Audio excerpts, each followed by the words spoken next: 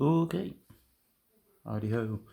So, wanted to do a quick film here about an added note to the old dream ring. That is drumming. Yes, drumming. Now, I've been looking at. Move this back a bit. Watch the rumble. So, I've been looking at this stuff for a bit, and da da da. Boom. Okay. What we have is the dream rig, just to encapsulate things, which is an old Line 6 thing from 2015. I've made a mini one of that. And the hardware is all this stuff, which can fit in the guitar bag. This produces a whole bunch of guitars. It's a profiler. This produces the bulk of all sounds, Helix. And the Iridium gives it backup. So sometimes you want a plain old amp that plays a plain old amp, and the other one can do other stuff. So cool. Hardware wise, easy. And the iPad drives everything. Now we're moving out of the hardware, which all works, to the software, which organizes your life. OnSong does all that, and there's plenty of other vids I've done on that, so I will point you in that direction. But today we're talking looping, and more specifically, what to add in to looping, and why we're doing looping, and why I'm trying to do it on an iPad and not in hardware. Hardware is where it's at, I think. But sometimes you need backup. If you can do it for relatively far cheaper and you have an iPad, why not? It also integrates with your DAW pretty easily without having extra stuff. It will do all kinds of stuff. But what we're talking about today is not so much playing the guitar into a looper, but accompanying it with other stuff whilst you're practicing.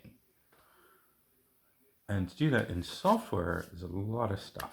And I find it complicated at first, but today is my first day at it, and that's always a headache. But I'm happy with it. Listen to this. I hope this is coming through.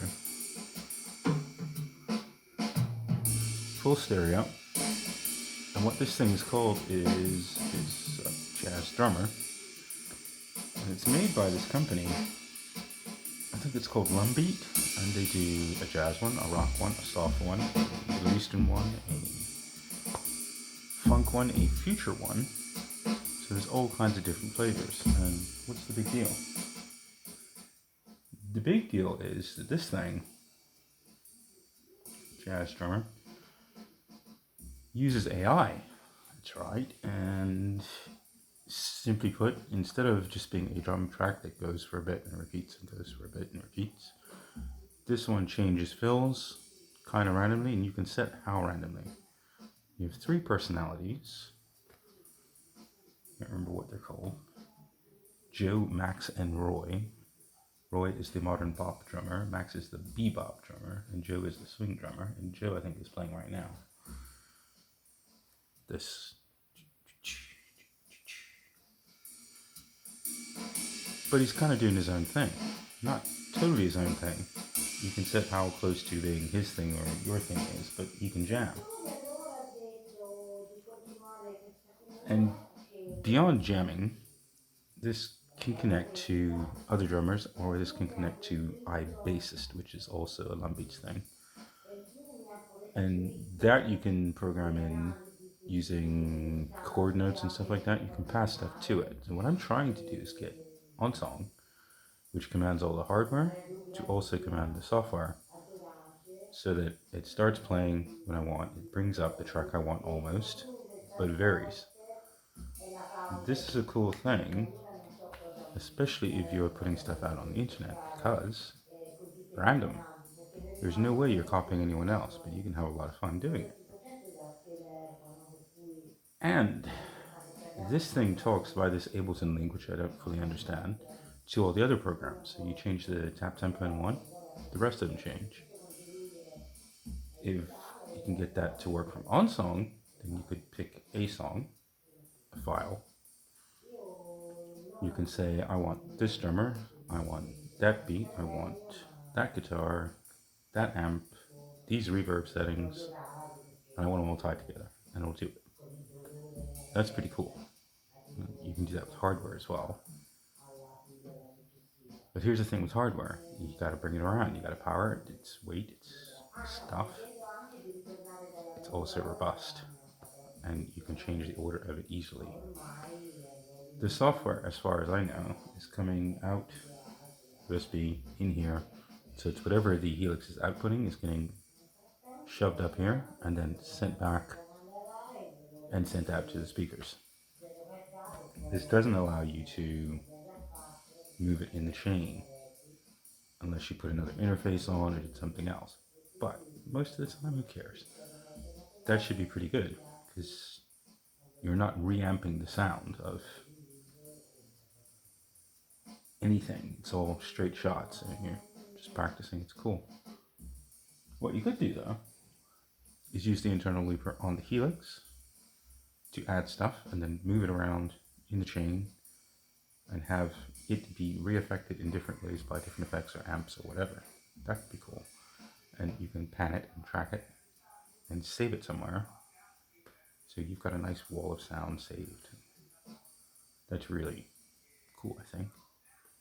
Production value without going into a big messy DAW. So if you want to do something real quick and easy and send it off to the net, I think could be a way. Let's go to Quantiloop.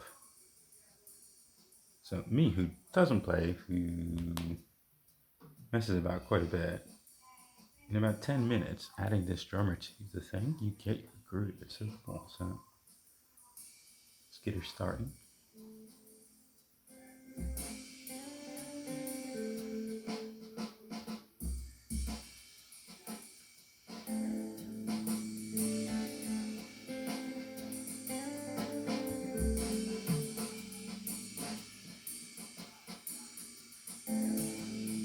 Just a simple 5-bar thing, and just automatically does it in tracks. So.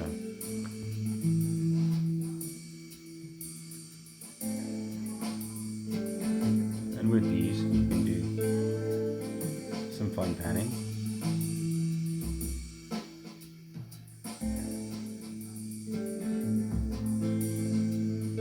And widen the sound.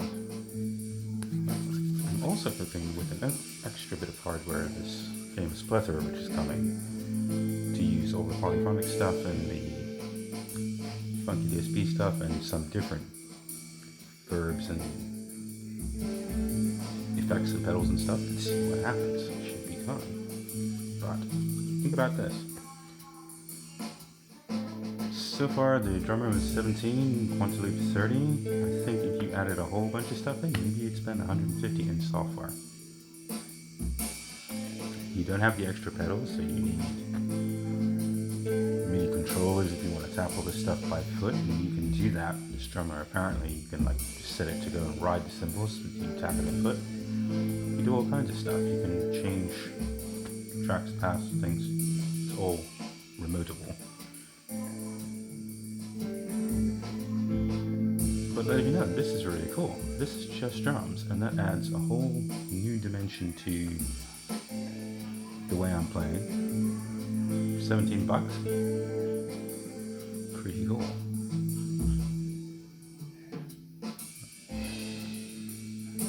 That's me for tonight, I think. But stay tuned, as in the next couple of days I'm gonna hopefully hook up with Jared and we're gonna talk hardware, and I'll hopefully, if this is cool with Raquel, I'll give you a little call and we'll talk about this as well. It's Lady Texter Raquel has an awesome setup. We've been communicating back and forth, and she does all of this in hardware.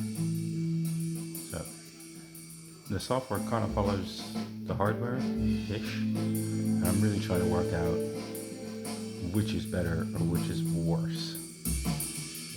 How different are they, and what can you get away with? Because this can go in my bag with this stuff, no problem. If I'm adding a hardware looper, I really want to know what's it going to do ahead of it. And one huge advantage, which I can see already from here, is having knobs to twist is cooler. Having buttons that are pressure sensitive, this is pressure sensitive, but